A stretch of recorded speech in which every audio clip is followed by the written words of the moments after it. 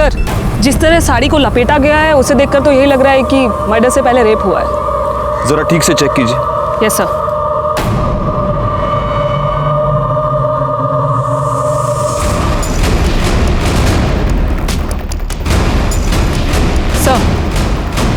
Sir ये एक नहीं 2 बॉडीज हैं। क्या? मेरा मतलब है सर, एक बॉडी में 2 डेड बॉडी। बॉडी का निचला हिस्सा किसी आदमी का है और ऊपर का हिस्सा औरत का। यानी कि मर्डरर ने एक आदमी और एक औरत का मर्डर करके उनकी बॉडी को बीच से काट के आपस में सिल दिया। आयुष्मान बाबा की, आयुष्मान बाबा की, आयुष्मान बाबा की।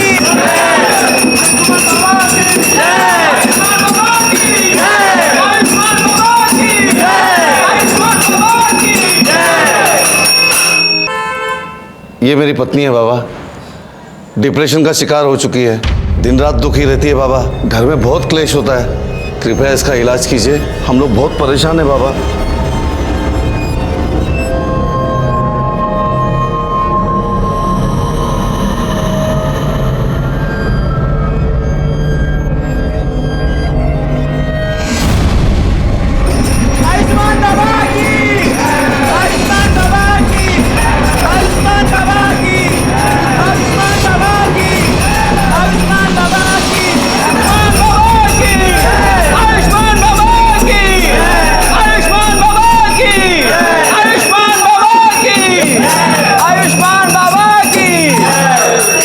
जा, ले जा अपनी पत्नी को घर, शीघ्र ही वह ठीक हो जाएगी।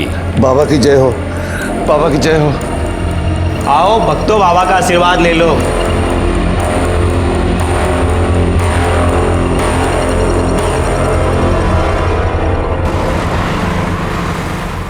पानी आणि एक ग्लास आणते।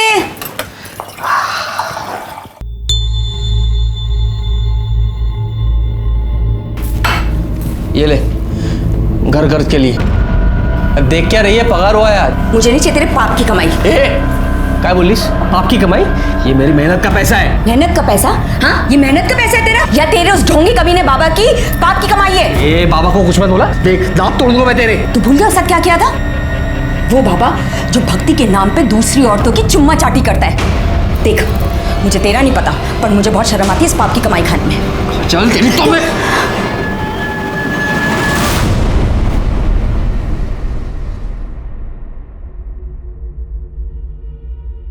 सुनिए, मुझे कुछ पैसे चाहिए थे। देखो साक्षी, तुम्हें अच्छी तरह से पता है मुझे इस तरह के ढोंगी बाबा और उनके चमत्कार पे बिल्कुल विश्वास नहीं है, और ऐसे काम के लिए मैं तुम्हें 1 रुपया भी नहीं दे सकता हूँ। तुम्हें हो या ना हो, पर मुझे है, और ये सब मैं रिया के लिए तो कर रही हूँ ना। देखो साक्षी, मेरी प्यारी रिया को ठीक करने के लिए किसी ढोंगी बाबा की कोई जरूरत नहीं है, और खबरदार तुम इसे किसी के पास लेकर गई ऐसे बाबा के पास।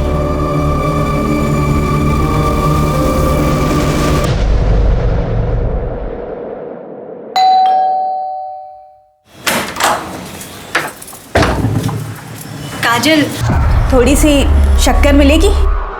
वाटी अनलेस? हाँ, वाटी।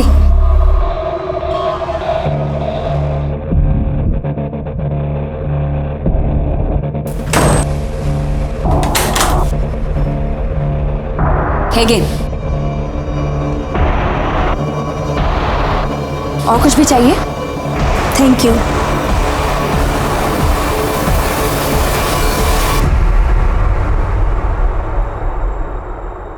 ठीक किया जो तुम इसे मेरे पास उपचार के लिए ले आई। बाबा, मेरी रिया चल तो सकेगी ना?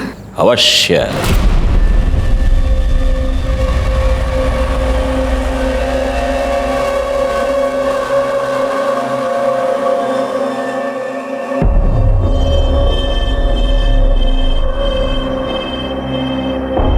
ले, ये तेल है, प्रतिदिन 3 प्रहर इस तेल से तेरी बच्ची के पैरों पर मालिश करना। भगवान की कृपा रही, ये बच्ची चलने तो क्या, दौड़ने लगेगी। सच बाबा? सुना रिया, तू चलने लगेगी? अच्छा बाबा, प्रणाम। आयुष्मान बाबा की, आयुष्मान बाबा की, आयुष्मान बाबा की।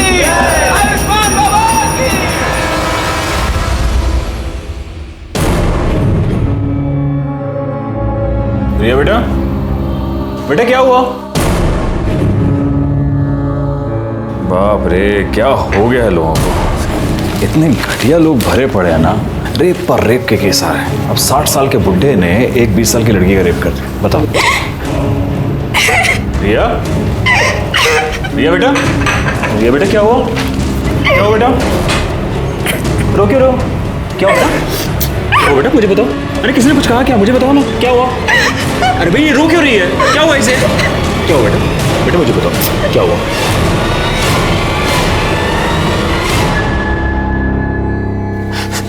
सर सर सर देखिए ना सर, मेरी बेटी के साथ क्या हो गया सर? सर मेरी बेटी के साथ सर रेप हो गया है सर। आप प्लीज बैठिए और मुझे शांति से बताइए कि एग्जैक्टली। सर मेरे मना करने के बाद भी ना मेरी बीवी साक्षी सर मेरी बेटी को ना उस ढोंगी बाबा के पास लेके जाती थी सर 6 महीने से सर। सर मैंने इसे मना भी किया था, लेकिन सर इसने मेरी एक बात नहीं सुनी सर। मैंने इसको बोला भी था सर। अरे एक मिनट, ये सब यहाँ नहीं चलेगा, ये पुलिस स्टेशन है। आप बैठिए प्लीज। मैडम आप बताइए क्या हुआ? सर रिया के पैर बहुत कमजोर है, सब कुछ करके देखे लेकिन कोई फर्क नहीं पड़ रहा था। तब मैंने बाबा के बारे में सुना, मैं रिया को उनके पास लेकर गई। बाबा ने इसकी नब्ज देखी और कहा कि ये ठीक हो सकती है। बाबा ने मुझे एक तेल दिया और कहा कि मैं उससे रिया के पैरों की मालिश करूं, लेकिन उससे भी कोई फर्क नहीं पड़ रहा था। मैंने बाबा को बताया तो उन्होंने कहा कि शायद मैं ठीक से मालिश नहीं कर रही हूँ, मैं रिया को उनके पास लेकर जाऊँ, वो मुझे सही तरीका बताएंगे। पहले तो मैं डर गई कि कोई अनजान आदमी मेरी बेटी के पैरों को हाथ लगाएगा। मेनका। जी बाबा। मेरी आंखों पर पट्टी बांधो।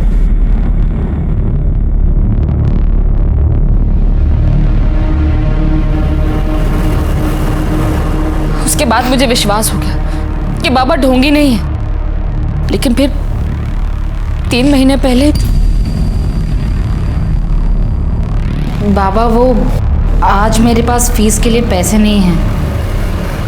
अरे रे रे रे रे रे रे रे, पैसे नहीं है तो कोई बात नहीं, अब पैसा ही सब कुछ थोड़ा ना है, क्यों बाबा, है ना?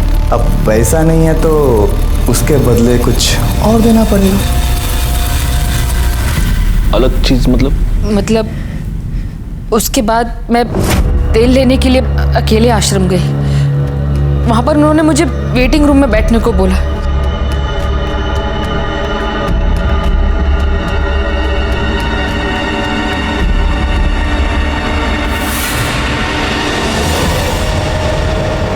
कौन था वो आदमी? पता नहीं सर, लेकिन जब होश आया तो देखा कि मेरे कपड़े मेरे साथ भी रेप हुआ था। उसके बाद 2 बार और ऐसा हुआ। 3 बार तेरे साथ रेप हुआ, तूने मुझे बताया तक नहीं? तुझे मजा आ रहा था रेप करने में, और मेरी बेटी को लेके गई उस ढोंगी बाबा के पास। तुझे कितनी बार बोला था? तुझे कितनी बार बोला इसको मत लेके जाओ? 1 मिनट, अभी आप बैठेंगे प्लीज, वरना मुझे आपको बाहर निकालना पड़ेगा। रिया में इंप्रूवमेंट दिख रही थी। अगर मैं तुम्हें बताती तो तुम ट्रीटमेंट रुकवा देते, इसलिए मैंने नहीं बताया। लेकिन फिर 4 दिन पहले 13 तारीख को मैं रिया को लेकर आश्रम गई। आर्यमान ने हमें कहा कि हम वेटिंग रूम में वेट करें, बाबा बाहर गए। उनकी शिष्या ने हमें एक शरबत पिलाया, ऐसे पी के हम दोनों बेहोश हो गए। लेकिन बेहोश होने से पहले मुझे याद, आर्यमान मुस्कुरा रहा था। मुझे लगा कि फिर से, लेकिन जब मुझे होश आया तो मेरे साथ कुछ भी नहीं हुआ था। लेकिन रिया वहां से गायब थी।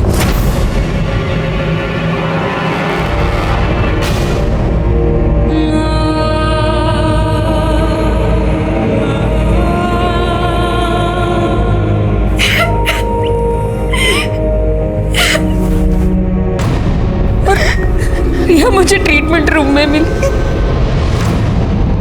मैंने आर्यमन से पूछा कि उसने ऐसा क्यों किया, तो उसने कहा कि उसने तो रिया को हाथ तक नहीं लगाया। लेकिन मैं जानती हूँ सर कि आर्यमन ने मेरे रिया के साथ रेप।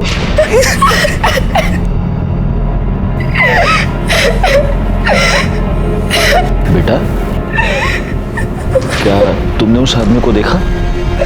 वो आर्यमानी था? नहीं, आर्यमन नहीं, आयुष्मान बाबा थे। मुझे याद है बेहोश होने से पहले जो आदमी मेरी तरफ आ रहा था उसे वही चोला पहना था जो आयुष्मान बाबा पहनते। इंस्पेक्टर सर प्लीज उस बाबा और उसके बेटे को अरेस्ट कर लीजिए प्लीज सर। प्लीज सर हमें न्याय दिलवा दीजिए प्लीज सर। कामनी मैडम, बच्ची को मेडिकल एग्जामिनेशन के लिए ले चलिए, आप भी जा सकते हैं।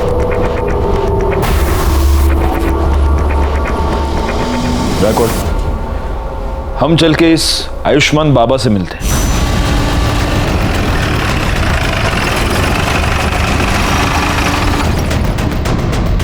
साक्षी हम पर ऐसे आरोप कैसे कर सकती है अपने बाबा के बारे में? देखिए, आपको जो कुछ भी कहना है आप पुलिस स्टेशन चलकर कहिए। चलिए। ए साहब एक मिनट बेटा, ये कोई आम आदमी चलते फिरते आदमी नहीं है, बाबा है आयुष्मान बाबा। और इनके भक्तों को पता चला ना कि आपने इनको ऐसे उंगली भी लगाई है, दंगे भड़क जाएंगे साहब, बता रहा हूँ। दंगे वंगे बाद में, सबसे पहले तो तेरे को उठा के अंदर डाल दूंगा। चल यार ना, चलिए चलिए, मैं कह रहा हूँ कर रही है। ये सत्य नहीं है। सभी भक्तों को वही शरबत ग्रहण के लिए दिया गया था। उनमें से किसी को कोई समस्या नहीं हुई। आप चाहे तो दूसरे भक्तों से पूछ सकते हैं। बाबा 13 तारीख को आश्रम में थे ही नहीं, वो एक भक्त के यहाँ आमंत्रित थे। मैं स्वयं पूरा दिन उनके साथ ही था। हम लोग शाम को आश्रम एक साथ ही लौटे थे। सर मैं तो ज़्यादातर अकाउंट केबिन में ही रहता हूँ, तो बाहर क्या चलता है क्या नहीं चलता मेरे को नहीं मालूम। सच है, भगवान भी इंसान को नहीं पहचान सकता। मैंने साक्षी और उसकी बेटी को बहुत सहायता की थी, फिर भी न जाने क्यों उसने मुझ पर ऐसे घृणित आरोप क्यों लगाए। लेकिन आपको क्या लगता है बाबा, मतलब क्यों लगाए होंगे उसने ऐसे घृणित आरोप आप पर? एक ही कारण हो सकता है। अच्छा?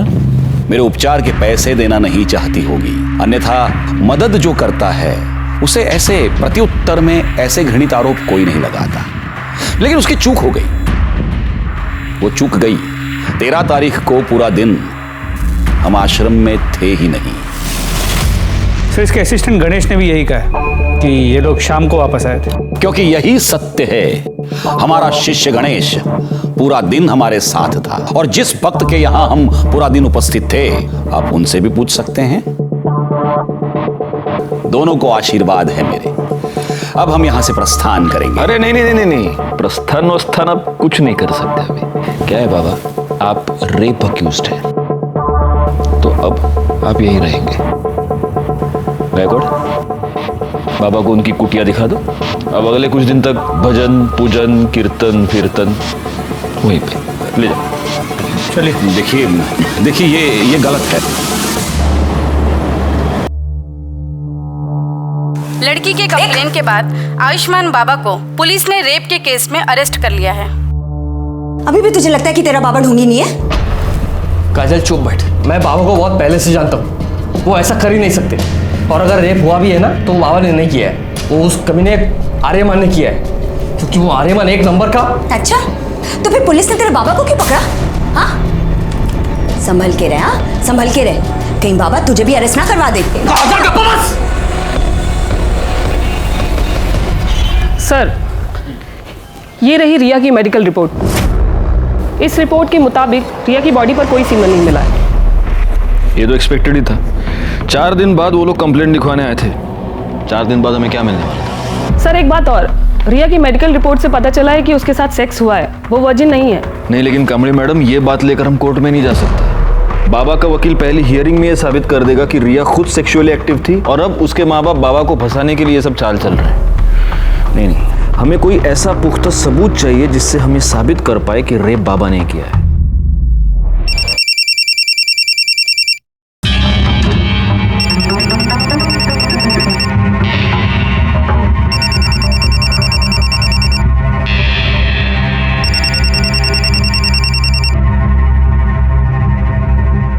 हेलो, तेरी हिम्मत कैसे हुई बाबा के खिलाफ कंप्लेंट लिखवाने की? भूल गई बाबा कौन है? या तो कंप्लेंट वापस ले, वरना हम तुझे और तेरी बेटी को छोड़ेंगे नहीं। नहीं नहीं, मेरी बेटी को कुछ मत करना। वो कौन है? कौन है? कौन है? कौन बोल रहा है? हिम्मत है तो सामने आके बात कर। अरे फोन पे क्या धमकी दे रहा है? आ सामने। हेलो हेलो, काट दिया। जो भी ऐसे छोड़ूंगा। कहाँ जा रहे हो? अरे पुलिस को इन्फॉर्म करने जा रहा। नहीं नहीं, उसने धमकी दी है। साक्षी तुम अब भी नहीं समझ रही हो, हमें पुलिस को इन्फॉर्म करना पड़ेगा, ये सब बंद होना चाहिए। नहीं नहीं, आप मेरी बात सुनिए ना। साक्षी प्लीज, देखिए मेरी बात सुन। Please Sakshi.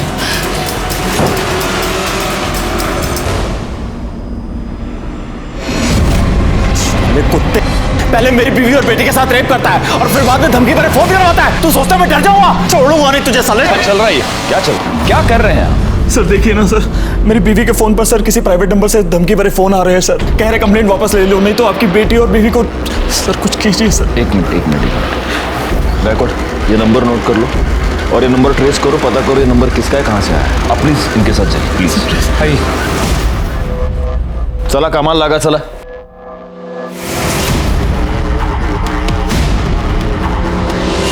सर आयुष्मान बाबा को बेल मिल गई है। ये तो नहीं था, सिवाय इनकी कंप्लेंट के हमारे पास है ही क्या? फॉर्मेलिटीज पूर्ण कर। सर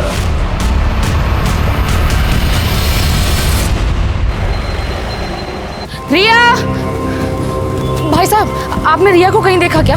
नहीं। रिया को कहीं देखा क्या? नहीं। वॉचमैन भैया, रिया को कहीं देखा क्या? साक्षी क्या हुआ? भाभी वो रिया ना नीचे वॉक करने के लिए आई थी। मैंने पूरा कंपाउंड देख लिया, कहीं मिल नहीं रही है। अरे इधर ही किधर होगी ना। क्या हुआ साक्षी, इतना घबराई हो क्यों? रिया कहीं मिल नहीं रही है प्रवीण। उसने उसे किडनैप कर लिया। उसने कहा था कि वो हम लोगों को नहीं छोड़ेगा। और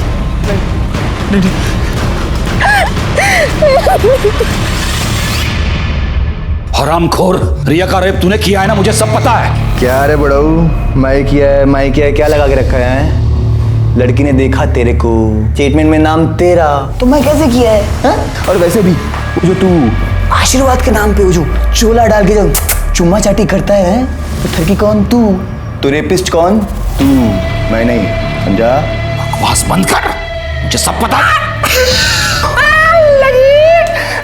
बाबा को मिर्ची लगी रे बाबा को मिर्ची। लेकिन क्या करे, मैं देखा रे तेरे को उस दिन आश्रम आते हुए। झूठ बोल रहा है तू, उस दिन मैं आश्रम में था ही नहीं, मैं तो शाम को लौटा था। ये जो तेरी झूठ की खिचड़ी है ना, ये तो येड़ा गणेश है ना, उसके साथ मिलकर पुलिस से खिला, मेरे को नहीं। मैं देखा तेरे को उस दिन शाम को वापस आते हुए भी, और रिया के साथ कमरे में करते हुए भी। हाँ, तो मेरे साथ ना शानपंती नहीं। चल जा। बाबा वो साक्षी ठाकुर आई है, बहुत शोर मचा रही है और तमाशा भी कर रही है। जल्दी चलिए।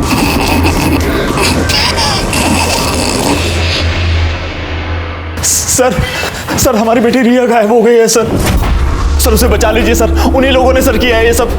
लेकिन कब से गायब है वो? सर वो शाम को 5 बजे रोज की तरह नीचे वॉक करने गई थी। अपना फोन भी घर पर भूल गई। जब 6 बजे तक घर नहीं आया तो मैं नीचे देखने के लिए गई। पूरी बिल्डिंग, पूरा कंपाउंड, सब जगह देख लिया, लेकिन रिया कहीं नहीं मिली। सर उस बाबा ने ये किडनैप किया है सर मेरी बेटी को बचा लीजिए सर। देखिए आप निश्चिंत रहिए, हम जरूर रिया को ढूंढ निकालेंगे।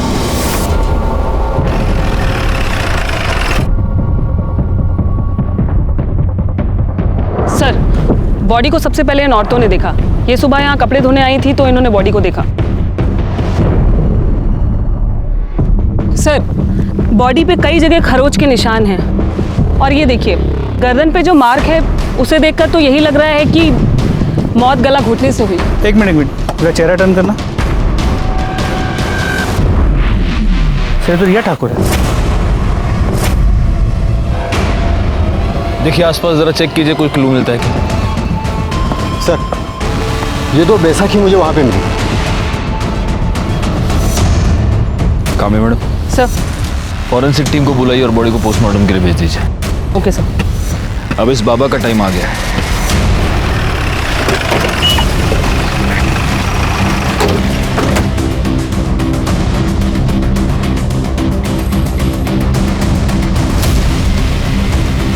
यहाँ तो ताला लगा हुआ है। सुनिए, ये इस आश्रम को ताला क्यों लगा हुआ है? पता नहीं साहब, हम तो जब सुबह दुकान पे आए तो देखा कि ताला लगा है।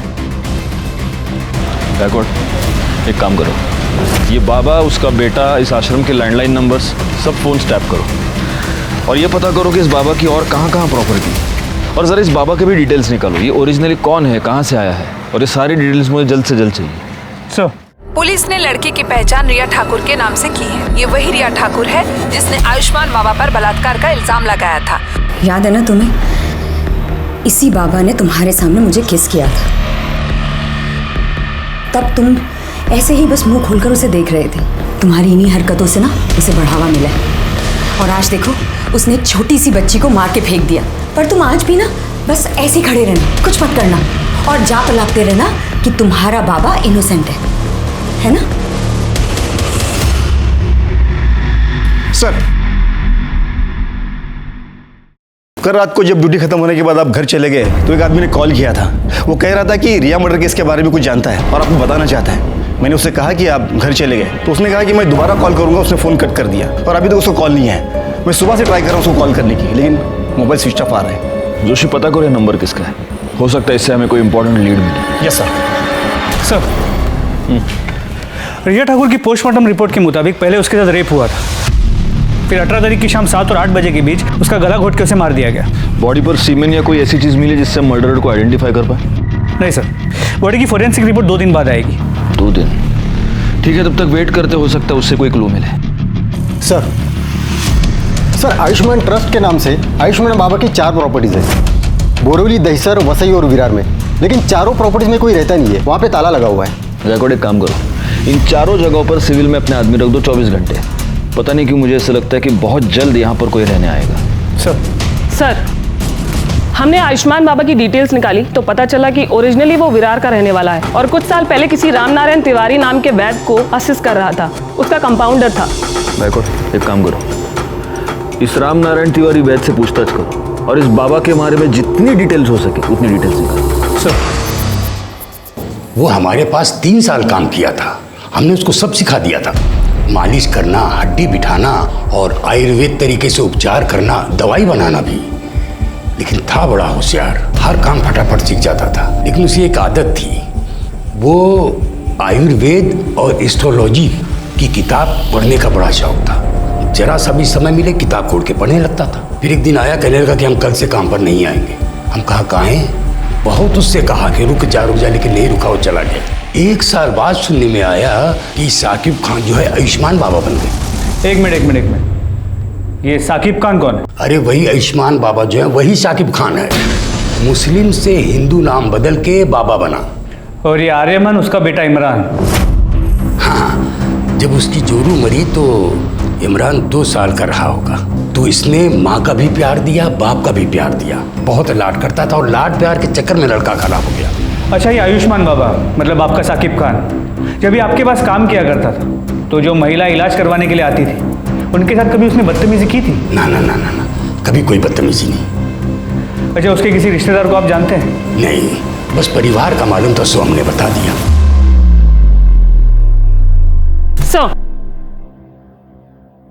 साक्षी ठाकुर को जिस प्राइवेट नंबर से थर्ड कॉल आ रहे हैं वो पिछले 24 घंटे में अलग अलग लोकेशन पर ऑन ऑफ हो रहा है। आपने ट्राई करके देखा? हाँ सर, हमने कई बार ट्राई किया पर हर बार ऑफ बता रहा है। और सर, एक बात और, ये नंबर सूरज यादव के नाम पर रजिस्टर्ड है। हमने उसके घर का भी पता किया पर वो एड्रेस भी फेक निकला। आप लगातार ये नंबर ट्राई करते रहिए और उसकी लोकेशन ट्रेस कीजिए। सर, कल रात को जिस नंबर से कॉल आया था वो मोबाइल नंबर किसी निखिल परांजपे के नाम पे रजिस्टर्ड है। निखिल परांजपे? Yes sir. निखिल परांजपे तो आयुष्मान बाबा का अकाउंटेंट है, यानी कि वो हमें कोई इन्फॉर्मेशन देना चाहता है। हम यहाँ बैठे बैठे उसके फ़ोन का वेट नहीं कर सकते। कामड़ी मैडम, एक काम कीजिए, आप फौरन जाके निखिल परांजपे के बारे में पता कीजिए। Yes sir.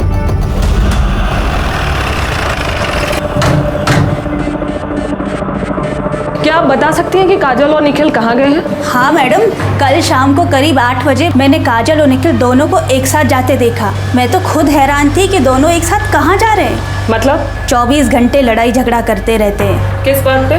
अब ये तो नहीं पता मैडम। एक बार मैंने काजल से पूछने की कोशिश की थी तो उसने मुझे कुछ नहीं बताया, लेकिन हाँ, उसका वो हीरो है ना, उसको जरूर बताया होगा। हीरो? कौन हीरो? अब ये तो ज़्यादा तो मुझे कुछ नहीं पता, लेकिन हाँ, कुछ हफ्तों पहले जब मैं मार्केट से घर वापस आ रही थी तब मैंने देखा कि वो काजल का बॉयफ्रेंड था। अब ये सब तो मुझे नहीं पता, लेकिन हाँ, वो तभी आता था जब निखिल घर पर नहीं रहता था। कुछ दिनों पहले मैं काजल के घर शक्कर लेने आई थी, तब मैंने उसे बैठा देखा था। पहचान सकती हो कौन है वो? स्केच बनवा सकती हो? वो तो मैं नहीं बता सकती क्योंकि मैंने उसे सिर्फ 2 बार देखा है और वो भी पीछे से। निखिल और काजल का फ़ोन नंबर और फोटो तो होगा ही आपके पास? जी।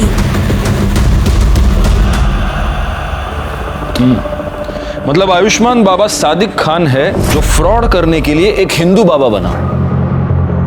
गायकवाड़, मैंने तुम्हें उसके प्रॉपर्टीज पर नजर रखने के लिए कहा था, उससे कुछ पता चला? नहीं सर, अब तक तो वहाँ कोई भी नहीं आया और आसपास के लोगों से पूछताछ की तो समझा कि उन प्रॉपर्टीज में हमेशा ताला होता है, वहाँ किसी को आते जाते देखा नहीं है। उसके बैंक अकाउंट चेक किए? उसे पैसे की जरूरत तो पड़ती होगी। वहाँ से भी कोई लीड नहीं मिल पाया। जब से बाबा गायब हुआ है अकाउंट्स में ना कोई पैसे डिपॉजिट हुए हैं ना ही विड्रॉ। बड़ी अजीब बात है, एक फ्रॉड बाबा गायब होता है, उसके साथ उसका अकाउंटेंट गायब होता है और साथ में अकाउंटेंट की बीवी भी गायब होती है। अच्छा, अभी कामड़ी मैडम ये बता रही है कि बीवी का किसी के साथ अफेयर चल रहा था। हो सकता है इन दोनों के बीच में बहुत झगड़े थे इसीलिए उसका अफेयर चल रहा था, या फिर उसका अफेयर चल रहा था इसलिए झगड़े थे। कोई और रीजन लगता है? सर मुझे तो लगता है झगड़े का रीजन उसकी बीवी का अफेयर ही हो सकता है। लेकिन अगर ऐसा है तो कल शाम को दोनों एक साथ कहां पर गए थे? कहीं ऐसा तो नहीं कि मर्डरर को पता चल चुका था कि निखिल पुलिस को कोई इन्फॉर्मेशन देने वाला है, इसलिए इन दोनों मियाँ बीवी को साथ में कहीं पर बुला लिया? सर मुझे लगता है कि ये निखिल काजल और उसके बॉयफ्रेंड को कन्फ्रंट करना चाहता था, इसलिए उन्हें साथ लेकर गया, मगर काजल और उसके बॉयफ्रेंड ने निखिल को गायब कर दिया और दोनों भाग गए। पॉसिबल, लेकिन फिर भी ये थियरी है गायकवाड़। हम कंफर्म ये नहीं कह सकते कि निखिल अपनी बीवी के अफेयर की वजह से गायब है या फिर बाबा की वजह से। और गायब होकर गया कहाँ है? सर, गोरे के जंगल एरिया में एक लाश मिली है।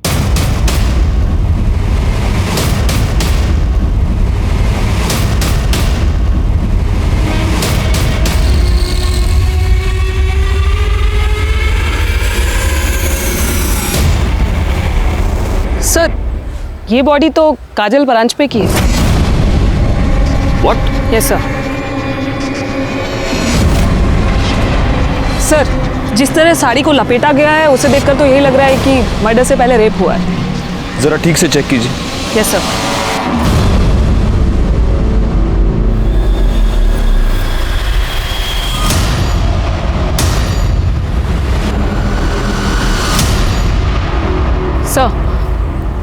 सर, ये एक नहीं 2 बॉडीज हैं। क्या? मेरा मतलब है सर, एक बॉडी में 2 डेड बॉडी। क्या बात कर रही हैं आप कामनी मैडम?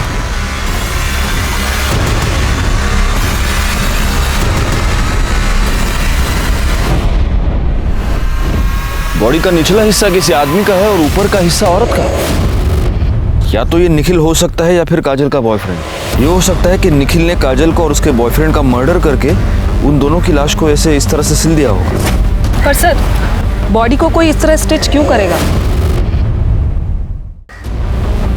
हो सकता है वो ये स्टेटमेंट करना चाहता हो कि तुम दोनों का अफेयर था, तुम दोनों एक साथ आना चाहते थे, लो मैंने तुमको मार के एक कर दी। निखिल तो साइको लग रहा है। बिल्कुल है, लेकिन ये सब तब तक एक थियरी है जब तक हमें ये पता नहीं चलता कि ये बॉडी का निचला हिस्सा आखिर किसका है। कामनी मैडम, सर, बॉडी को पोस्टमार्टम के लिए भेजने का इंतजाम कीजिए और फॉरेंसिक टीम को बुला लीजिए। Yes sir. गायकवाड़, आओ। पता कैसे चलेगा कि ये बॉडी का निचला हिस्सा किसका है? सर एक आइडिया है, काजल के नेबर्स ने कहा था कि उन्हें यहाँ 1 साल हो गया है। हो सकता है इस बीच को कभी बीमार पड़े और कभी अपना ब्लड टेस्ट किया, तो आसपास के लैब से कुछ इन्फॉर्मेशन मिल सकती है। मतलब ब्लड ग्रुप से? जी सर। Good idea. एक काम करो, उनके घर के आसपास जितने भी पैथोलॉजी लैब्स हैं वहाँ पर पता करो इमीडिएटली। सर, पैथोलॉजी लैब से मिली रिपोर्ट और पोस्टमार्टम रिपोर्ट में जो ब्लड ग्रुप आया है उससे ये साफ होता है कि लोअर बॉडी निखिल परांजपे की है। नहीं, लेकिन अगर निखिल परांजपे और काजल के बॉयफ्रेंड का ब्लड ग्रुप सेम हुआ तो? सर, ये तो मैंने नहीं सोचा था। पोस्टमार्टम रिपोर्ट के मुताबिक काजल का मर्डर 19 मई को रात 9 से 10 के बीच हुआ है और मृणाल ने हमें बताया कि उसने उन दोनों को 8 बजे घर से निकलते हुए देखा। मतलब निखिल ने यहाँ फ़ोन करने के तुरंत बाद। Excuse me. हेलो, ठीक है सर। गोरे के डंपिंग ग्राउंड के पास 2 आधी कटी हुई डेड बॉडीज मिली।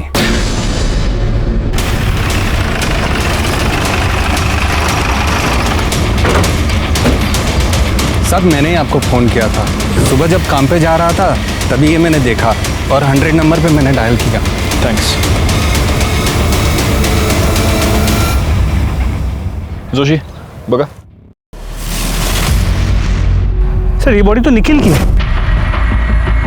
मतलब इसे इतना तो क्लियर हो गया कि उस बॉडी का निचला हिस्सा निखिल का था।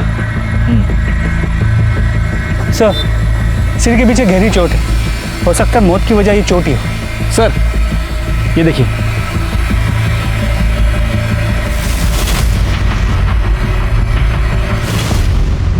गायकवाड़, अपनी फॉरेंसिक टीम को बुलाओ और उनसे कहना कि इस बार मुझे रिपोर्ट जल्द से जल्द चाहिए। सर।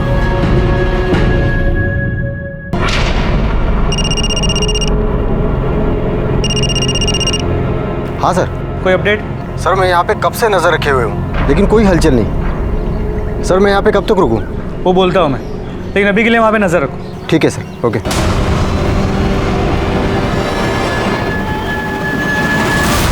हे शिंदे ना होते सर। गायकवाड, आयुष्मान बाबांड्याच्या मुलाबद्दल काय कळलं का? नहीं सर, पण लवकरच समझे। और सर ये निखिल की पोस्टमार्टम रिपोर्ट, इसके मुताबिक उसकी मौत 19 मई की रात 9 और 10 के बीच हुई है और मौत की वजह सर पे रॉड जैसी किसी चीज से वार किया जाना है। इसका मतलब सिर्फ घर से निकलते वक्त ही नहीं बल्कि मर्डर के वक्त भी ये दोनों मियाँ बीवी एक दूसरे के साथ ही थे। गायकवाड, एक काम करो, हमें जहाँ पर ये दोनों सिली हुई बॉडीज मिली पता करो कि मर्डर के टाइम पे वहाँ आसपास कितने मोबाइल नंबर एक्टिव थे और उन नंबर्स को बाबा, उसके बेटे और बाकी के असिस्टेंट के नंबर के साथ मैच करके देखो। सर, ये रहे काजल के कॉल रिकॉर्ड्स। इस कॉल रिकॉर्ड के मुताबिक काजल के कॉल्स की ड्यूरेशन 1 से 1.5 मिनट ही थी, सिवाय एक नंबर को छोड़ के। खोपोली में एक नंबर है, 3 हफ्ते पहले काजल ने उस पर 20 मिनट तक बात की थी। किसका नंबर है? काजल की माँ मुक्ता।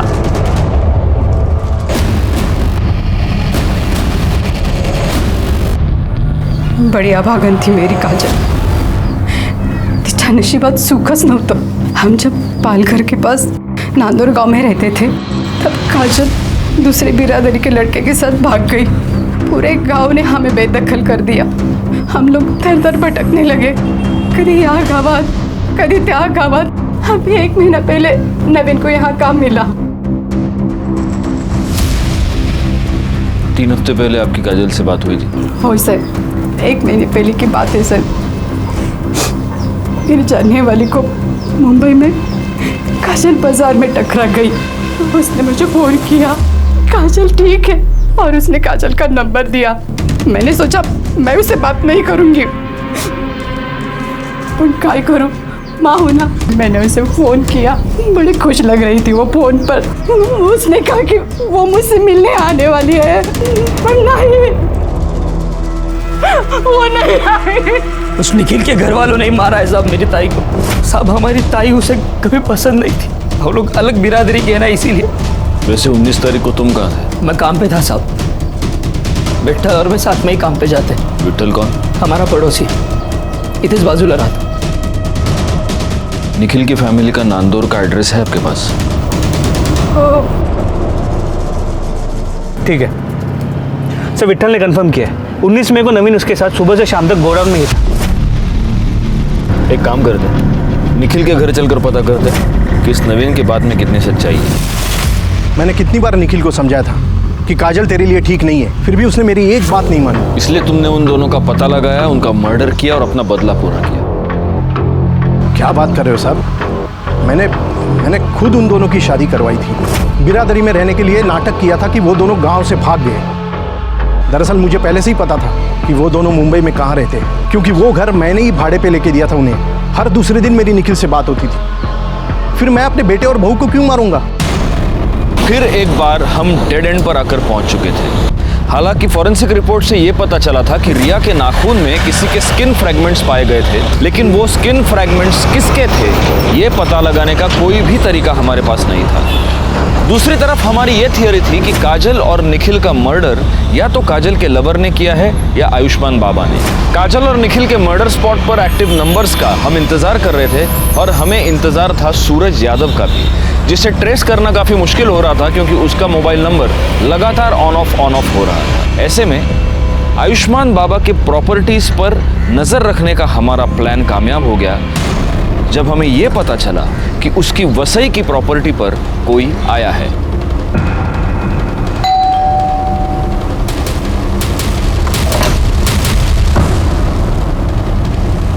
जी, आपका नाम? माजिद खान। सादिक खान को जानते हैं? हाँ, वो हमारे फूफी के लड़के हैं, हमारे बड़े भाईजान हैं। बड़े ताज्जुब की बात है माजिद साहब, आपकी आवाज़ आपके फूफी के लड़के से बहुत मिलती जुलती है। देखिए, आप हमें खामखा परेशान कर रहे हैं। हमारे बड़े भाईजान का उन्होंने जो किया है उससे हमारा कोई वास्ता नहीं है। गायकवाड़,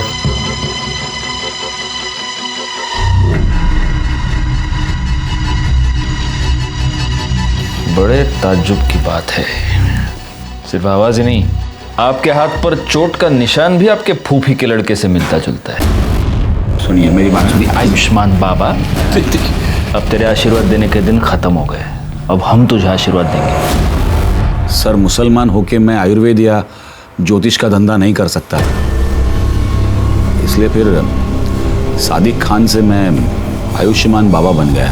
सर, मुझे बहुत जल्दी फेमस होना था, बहुत जल्दी बहुत सारे पैसे कमाने थे, इसीलिए वो लिप किस वाला आइडिया लगाया। साक्षी और रिया के अलावा और कितनी औरतों का रेप किया है? नहीं सर, मैंने किसी का रेप नहीं किया है सर। न मैंने न मेरे बेटे ने सर किसी का बेजा फायदा नहीं उठाया है। मानता हूँ सर कि वो बदजबान है, थोड़ा बेकाबू हो गया है, लेकिन सर वो ऐसा कुछ करेगा, किसी को इस तरह नुकसान पहुंचाएगा, ये मैं नहीं मानता। वो बेकाबू हो गया या तूने होने दिया? सर, शुरू में मैंने उसे काबू में करने की कोशिश की, लेकिन इसको मशवरा देना सिखाऊं कैसे? गुरुजी हैं देगा? आज के बाद अगर मेरे को मशवरा दिया ना जबरन, तो साले पूरी दुनिया को बता देगा मैं कि तू कोई बाबा नहीं है रे, तू मुसलमान है क्या? हाँ, चल अब खड़ा हो, 25,000 लेके तो। अरे ऐश करने की, अरे चल जा खड़ा हो। लाता। अच्छा ये बता, निखिल के साथ तूने क्या किया? निखिल के साथ? सर, उसके साथ मैं क्यों कुछ करूंगा? क्योंकि तुझे ये पता चल चुका था कि रिया मर्डर केस में निखिल हमें कोई इन्फॉर्मेशन देने वाला था। नहीं सर, मुझे इसके बारे में कुछ नहीं पता है, बल्कि मैं तो उसे नौकरी पर भी नहीं रखने वाला था जिस दिन से मैंने काजल के बारे में सुना है। मतलब सर, वो काजल को भगाकर शादी करके मेरे पास आया था मुंबई। काजल को मेरे पास इसलिए लाया था कि ताकि मैं उसको आशीर्वाद दूं, और फिर मेरे पास नौकरी मांगने लगा, और उस वक्त मेरे पास एक अकाउंटेंट की जॉब खाली थी, तो मैंने कहा था उसे कि मैं उसे नौकरी दूंगा। तो ठीक है, कल से तुम यहां नौकरी पे आ जाना।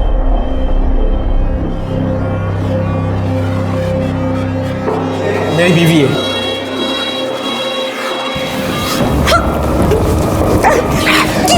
आर्यमन, ये क्या बदतमीजी है? ये क्या कर रहे हो तुम? क्यों चिल्ला रहा है? आशीर्वाद तो दिया है जैसे तू देता है। निखिल, रिया और काजल तीनों का मर्डर हुआ है। बता, इसमें से कौन सा खून तूने किया, कौन सा तेरे बेटे ने किया, या दोनों ने मिलके किए तीनों खून? नहीं सर, हमने किसी का खून नहीं किया, सच कह रहा हूँ सर। अगर मर्डर नहीं किया तो भाग क्यों गया था? रिया के बारे में सुन के डर गए थे हम लोग। बेटा कहाँ है तेरा? कहाँ छुपा के रखा है उसको? जिस दिन से आश्रम से भागा उस दिन से वो गायब है सर। गायकवाड़, इसका डीएनए टेस्टिंग कराओ। रिया के नाखून में जो स्किन का फ्रैगमेंट मिला उससे मैच करके देखो। आयुष्मान बाबा आखिर तक यही कहता रहा कि वो निर्दोष है, और हमारे पास भी उसके खिलाफ कोई भी पुख्ता सबूत नहीं था। हम उसके डीएनए टेस्ट के रिजल्ट का इंतजार कर रहे थे। आर्यमान अभी तक गायब था। ऐसे में हमारे पास उन फोन नंबर्स की लिस्ट आई जो 19 मई को रात 9 से 10 के बीच निखिल और काजल के मर्डर स्पॉट पे एक्टिव थे। वो 3 नंबर्स थे, और उन 3 नंबर्स में से एक नंबर के बारे में हमें पहले से ही पता था।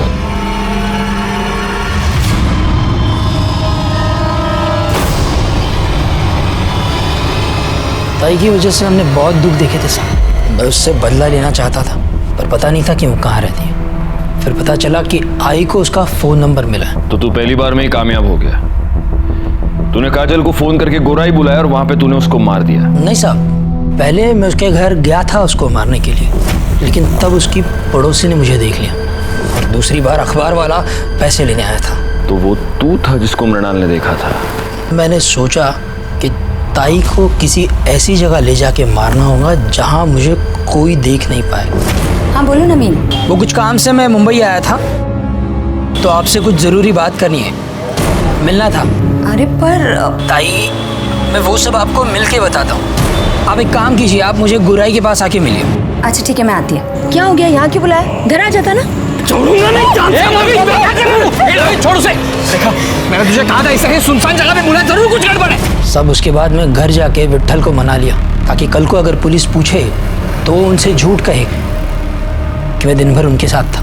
लेकिन तू अपने मोबाइल को नहीं मना पाया, और तेरी मोबाइल लोकेशन ने तुझे फंसा दिया। निखिल और काजल के मर्डर की चार्जशीट फाइल करो उसके ऊपर। सर इन्फॉर्मेशन मिली थी कि सूरज यादव, जिसने साक्षी को थ्रेटनिंग कॉल किया था, वो एक प्रोस्टिट्यूट के पास रेगुलरली जाता है। सर उसी एरिया में भी सूरज का फ़ोन स्विच ऑन हुआ और उसने एक फ़ोन कॉल किया जिसे हमने रिकॉर्ड कर लिया है। सर सुनिए वो क्या कह रहा है।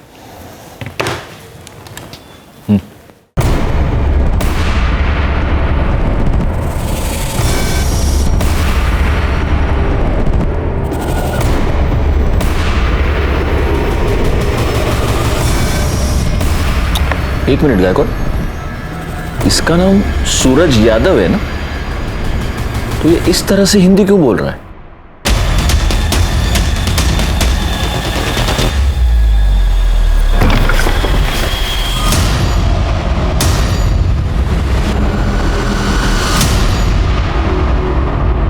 क्या बुलाऊं तुझे? आर्यमान, इमरान या फिर सूरज यादव?